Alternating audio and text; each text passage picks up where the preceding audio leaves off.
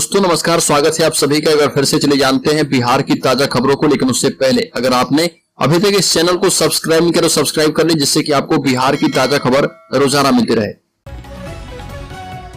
सबसे पहली बड़ी खबर, बिहार में शिक्षा विभाग के अपर मुख्य सचिव के पाठक के निर्देश पर अलग अलग जिलों में अधिकारी अपने स्तर पर हर रोज नए फरमान जारी कर रहे। इसी कड़ी में बेगूसराय के जिला शिक्षा अधिकारी ने पिछले दिनों सरकारी स्कूल के शिक्षक शिक्षिकाओं के वेशभूषा को लेकर कई तरह के निर्देश दिए थे। डीईओ ने स्कूल में शिक्षकों के जींस टी शर्ट पहनने पर रोक लगा दी थी। वहीं शिक्षिकाओं को भी भड़कीले वस्त्र पहनने से मना कर दिया था। हालांकि मुहर्रम और रविवार के अवकाश के बाद जब स्कूल खुला तो शिक्षक अपने नए अंदाज में दिखे। सफेद धोती और कुर्ता के साथ कंधे पर गमछा रखकर शिक्षकों ने कक्षाएं ली और इसे देखकर छात्र छात्राएं भी अचंभित रह गई। बड़ी खबर, पटना हाईकोर्ट के द्वारा बिहार सरकार के जाति आधारित सर्वेक्षण को चुनौती देने वाली याचिकाओं को खारिज करने के बाद बिहार के उप मुख्यमंत्री तेजस्वी यादव ने कहा कि यह एक ऐतिहासिक फैसला है। हाईकोर्ट ने महागठबंधन सरकार के फैसले पर अपनी मुहर लगा दी है।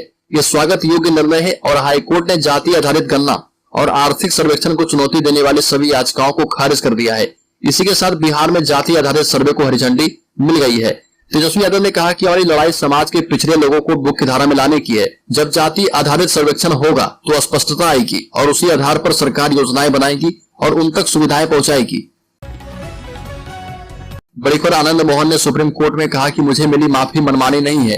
बिहार के बाहुबली नेता और पूर्व सांसद आनंद मोहन ने 1994 में गोपालगंज के डीएम जी कृष्णैया की हत्या के केस में उम्र कैद की सजा काटने पर सुप्रीम कोर्ट को बताया कि उन्हें माफी मनमाने तरीके गलत सूचनाओं पर आधारित और आकारण नहीं दी गई है।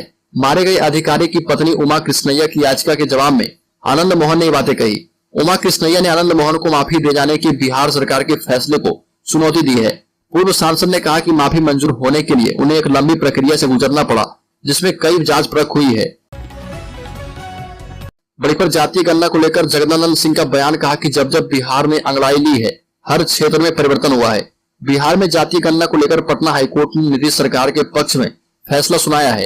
अब जातीय गणना फिर से शुरू की जाएगी। वहीं हाईकोर्ट के फैसले के बाद राजद प्रदेश अध्यक्ष जगदानंद सिंह ने प्रदेश कार्यालय में प्रेस कॉन्फ्रेंस की पीसी करते हुए कहा कि बिहार सरकार जातियों में जाति की पहचान करना चाह रही है कि किस जाति में कितने शैक्षणिक रूप से पिछड़े हैं। इसके लिए सरकार जातीय गणना करवा रही है। इसी के साथ ही जगदानंद सिंह ने कहा कि आरजेडी इसकी लंबी लड़ाई लड़ रही है। प्रदेश अध्यक्ष ने कहा कि जातीय गणना को लेकर लोग कह रहे हैं कि इससे जात पात में लड़ाई होगी, लेकिन ऐसा नहीं है। बड़ी खबर, बिहार के खगड़िया में 6 देसी पिस्तौल और 12 मैगजीन बरामद किए गए। हथियार तस्कर गिरफ्तार। बिहार के विशेष कार्यबल की एक टीम ने खगड़िया जिला पुलिस के सहयोग से एक अंतर्राज्यीय हथियार तस्कर को गिरफ्तार किया है। उसके पास से 6 देसी पिस्तौल और 12 मैगजीन बरामद किए गए हैं। बिहार पुलिस मुख्यालय से प्राप्त जानकारी के मुताबिक खगड़िया जिले के नगर थाना क्षेत्र में छापेमारी के बाद गिरफ्तारी की गई है। अनिल गिरी के पास से अवैध हथियार बरामद किए गए हैं। गिरी पड़ोसी राज्य उत्तर प्रदेश के वाराणसी जिला के शिवरामपुर थाना अंतर्गत कुराली गांव का निवासी है। बड़ी खबर, के पाठक का बड़ा फैसला। स्कूल टाइमिंग के दौरान बच्चों को नहीं पढ़ा पाएंगे कोई कोचिंग संस्थान। कोचिंग संचालकों की मनमानी पर शिक्षा विभाग का अपर मुख्य सचिव के पाठक ने नकेल कसनी शुरू कर दी है। सुबह 9 बजे से शाम 4 बजे तक जिले भर में कोचिंग संचालन पर रोक लगा दी है। यह आदेश सभी कोचिंग के लिए जारी किया गया है। के पाठक ने जारी आदेश में कहा कि स्कूल के समय पर ही कोचिंग का संचालन किया जाता है, जिससे क्लासरूम में बच्चों की उपस्थिति कम रहती है। इसलिए सुबह 9 बजे से शाम 4 बजे तक कोचिंग संचालन पर रोक लगा दी गई है। उक्त अवधि के दौरान अगर किसी कोचिंग सेंटर में शैक्षणिक कार्य होते पाया गया तो संबंधित संस्थानों पर विधि सम्मत कार्रवाई की जाएगी। और कहा कि शिक्षा विभाग से कोचिंग संस्थानों की सूची मांगी गई है। बिना रजिस्ट्रेशन के अब कोचिंग नहीं चलेंगे। बिहार में जाति आधारित गणना को पटना उच्च न्यायालय के सही ठहराए जाने पर लालू यादव ने कहा कि गरीबों की जीत हो गई है। लालू यादव ने कहा कि बिहार सरकार के जाति आधारित गणना के निर्णय को पटना उच्च न्यायालय के द्वारा सही ठहराया जाना गरीबों के हित में है और इससे समाज के सभी वर्गों को लाभ होगा। बिहार में जाति आधारित गणना को चुनौती देने वाली कई याचिकाओं को खारिज करते हुए कोर्ट ने इसे पूरी तरह से वैध बताया। राजद प्रमुख ने अदालत के फैसले को स्वागत योग्य बताते हुए कहा कि यह सिर्फ एक फैसला नहीं बल्कि गरीबों के पक्ष में निर्णय है। इससे गरीबों के रास्ते अब खुलेंगे। उनका सर्वेक्षण होने के बाद उनकी स्थिति का पता लगेगा तो उनकी आर्थिक स्थिति क्या है और उस आधार पर सरकार उनके लिए योजना बनाएगी और विकास के रास्ते भी खुलेंगे। बड़ी खबर, बिहार के जमुई से लापता हुई लड़की उत्तर प्रदेश के बदायूं से बरामद। मां ने पड़ोसी युवक पर लगाया था अपहरण का आरोप। जमुई के मैसौड़ी से बीते 26 जून को लापता हुई एक नाबालिग लड़की को पुलिस ने उत्तर प्रदेश के बदायूं जिले से बरामद कर लिया है। मोबाइल की लोकेशन के आधार पर कार्रवाई करते हुए पुलिस ने नाबालिग को सकुशल बरामद करके न्यायालय में उसका बयान दर्ज करवाया। बीते 26 जून को महिसौड़ी निवासी एक महिला ने नगर थाने में अपनी नाबालिग बेटी की अपहरण का केस दर्ज करवाया था, जिसके बाद नगर थाना में पदस्थापित पुलिस अवर निरीक्षक संजीत कुमार मामले में छानबीन करते हुए मोबाइल की लोकेशन के आधार पर उत्तर प्रदेश के बदायूं पहुंचे, जहां पर पुलिस ने छापेमारी करके नाबालिग लड़की को सकुशल बरामद किया है। बड़ी खबर कर्मचारियों शिक्षकों के लिए अच्छी खबर, मिलेगा वेतन संरक्षण का लाभ। कैबिनेट में बड़ा फैसला किया गया है। आपको बता दें कि शिक्षक कर्मचारियों के लिए अच्छी खबर है। बिहार के लाखों शिक्षकों के लिए ये बड़ी खबर आई है। नीतीश सरकार के द्वारा उन्हें महत्वपूर्ण तोहफा दिया गया है, जिसके तहत नई नियुक्ति में उन्हें वेतन संरक्षण का लाभ मिलेगा। बिहार में अगस्त 2020 के बाद नियुक्त होने वाले शिक्षकों को पूर्व की सेवा के आधार पर वेतनमान का निर्धारण किया जाएगा, जबकि नई नियुक्ति में उनके पुराने वेतनमान को भी ध्यान में रखा जाएगा। नीतीश सरकार नियोजित शिक्षकों को नई नियुक्ति में वेतन संरक्षण का लाभ देगी। बढ़कर पूरे 28 दिनों के बाद अपने कार्यालय पहुंचे शिक्षा मंत्री चंद्रशेखर यादव। बिहार के शिक्षा मंत्री चंद्रशेखर यादव पूरे 28 दिन के बाद सचिवालय स्थित अपने विभागीय कार्यालय पहुंचे। शिक्षा मंत्री और शिक्षा विभाग के अपर सचिव के बीच हुए विवाद के बाद पहली बार शिक्षा मंत्री अपने कार्यालय पहुंचे हैं। इस दौरान उनके साथ उनके विवादास्पद सचिव भी थे। मिली जानकारी के मुताबिक शिक्षा मंत्री थोड़ी देर अपने ऑफिस में बैठे, जिसके बाद वो अपने आवास के लिए रवाना हो गए। शिक्षा मंत्री ने अपर सचिव को प्रीत पत्र लिखा था, जिसके बाद दोनों का विवाद बढ़ता गया। वह इस विवाद के कारण शिक्षा मंत्री पिछले 28 दिनों से अपने विभागीय कार्यालय नहीं गए थे। दरअसल अपर सचिव के पाठक ने शिक्षा मंत्री के पीएस का सचिवालय में आने से रोक लगा दिया था, जिसके बाद शिक्षा मंत्री भी कार्यालय नहीं जा रहे थे। बड़ीखबर पटना में बालू माफियाओं पर अब कसेगी नकेल। मनेर से बीटा तक 4 जगहों पर तैनात रहेगी एसटीएफ की टीम। एसटीएफ के जवान अत्याधुनिक हथियारों से लैस रहेंगे और उनके पास आवागमन के लिए वाहन भी मौजूद रहेंगे। किसी प्रकार की घटना होने पर एसटीएफ लोकल पुलिस के साथ मिलकर एक्शन लेगी। एसटीएफ को अस्थायी रूप से तैनाती को लेकर खनन विभाग को पटना पुलिस ने भवन बनाने का आग्रह किया है। सूत्रों का कहना है कि करीब 2 साल में अवैध बालू खनन में कम से कम 25 लोगों की हत्याएं हो चुकी है और 2 दर्जन से अधिक लोग घायल हुए हैं।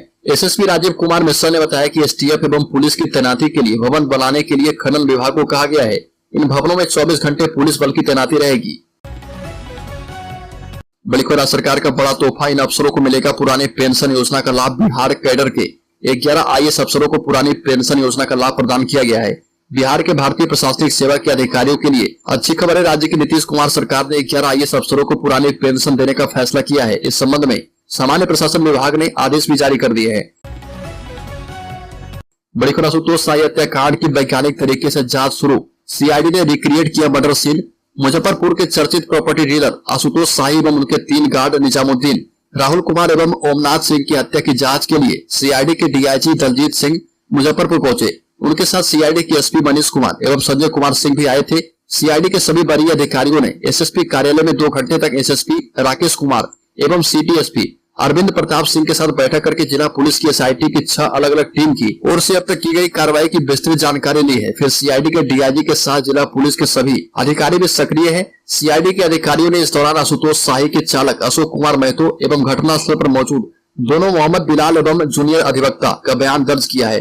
तीनों से बारी बारी से सीआईडी के अधिकारियों ने पूछताछ की है। इस दौरान जिस कमरे में आशुतोष शाही की हत्या की गई थी, उस कमरे में जाकर भी सीआईडी टीम ने पूरे घटनाक्रम को डिजिटल विजुअलाइज किया। छानबीन करने के बाद सीआईडी के अधिकारी शाम 5 बजे घटनास्थल से निकल गए। बढ़कर बिहार में गंदगी फैलाने वालों पर सीसीटीवी कैमरे की नजर, कंट्रोल रूम से मॉनिटरिंग। बिहार में अब सड़क पर कचरा फैलाने वालों से जुर्माना वसूला जाएगा। पटना नगर निगम की ओर से मेरी सड़क मेरी जवाबदेही अभियान की शुरुआत हुई है। इसके अलावा निगम के सभी 75 वार्डों में सड़कों की सफाई की शुरुआत हुई है। सड़कों पर सफाई अभियान को राजधानी में तेज कर दिया है। सड़कों की सफाई के अभियान में निगम को सहयोग नहीं करने वाले लोगों को सड़क शत्रु का दर्जा दिया जाएगा। सड़क को साफ रखने वाले सफाई मित्रों की ओर से सभी को सम्मानित भी किया जाएगा। इस दौरान महापौर ने कहा कि पटना को सफाई में पहले रैंक दिलाने के लिए यहाँ के लोगों को आगे आना पड़ेगा। शहरवासियों के सहयोग से ही पटना नंबर 1 बनेगा। नगर आयुक्त अमनेश कुमार पराशर ने कहा कि सड़कों को साफ करना है तो पहले खुद को बदलना होगा। बढ़कर फूलपुर लोकसभा सीट से चुनाव लड़ सकते हैं नीतीश कुमार। जेडीयू के सर्वे में हुए फर्स्ट डिवीजन पास। बिहार के मुख्यमंत्री नीतीश कुमार अभी भले ही विपक्षी पार्टियों के गठबंधन इंडिया के संयोजक न बन सके हों, लेकिन उनकी पार्टी जनता दल यूनाइटेड ने उन्हें 2024 के चुनाव में पीएम फेस के तौर पर पेश करने की रणनीति पर अमल करना शुरू कर दिया है। इसके तहत पार्टी के रणनीतिकारों ने नीतीश कुमार को यूपी की उस फूलपुर सीट से लोकसभा का चुनाव लड़ाने का मन बनाया है, जहां से देश के पहले प्रधानमंत्री पंडित जवाहरलाल नेहरू सांसद हुआ करते थे। जेडीयू ने उनके चुनाव लड़ने के लिए फूलपुर सीट पर न सिर्फ कई स्तर पर सर्वे कराया है, बल्कि पार्टी के एक सांसद, एमएलसी और बिहार के मंत्री को यहाँ सियासी जमीन तैयार करने की जिम्मेदारी दी है। बल्कि जातिगत गणना के अलावा शिक्षकों की नहीं लगेगी कोई और ड्यूटी। के पाठक का नया आदेश। बिहार के शिक्षा विभाग के अपर मुख्य सचिव के पाठक ने शिक्षकों के लिए नया आदेश जारी किया है। अब शिक्षकों की जातिगत गणना के अलावा किसी अन्य गैर शैक्षणिक कार्य में ड्यूटी नहीं लगाई जाएगी, यानी कि पढ़ाई के अलावा उनसे सिर्फ जातिगत गणना का काम कराया जा सकता है। एसीएस के पाठक ने सभी जिलाधिकारियों के संबंध में निर्देश भेजे हैं और सख्त लहजे में कहा कि अन्य कोई प्रशासनिक कार्य शिक्षकों से न लिए जाएं, ताकि सरकारी स्कूलों में बच्चों की पढ़ाई बाधित न हो पाए। शिक्षा विभाग के एसीएस के पाठक के द्वारा सभी जिलाधिकारियों को भेजे गए पत्र में निर्देश दिया गया कि शिक्षकों की जातिगत गणना के लिए प्रतिनियुक्ति में इसका ध्यान रखा जाएगा कि कोई भी विद्यालय शिक्षक विहीन न हो जाए।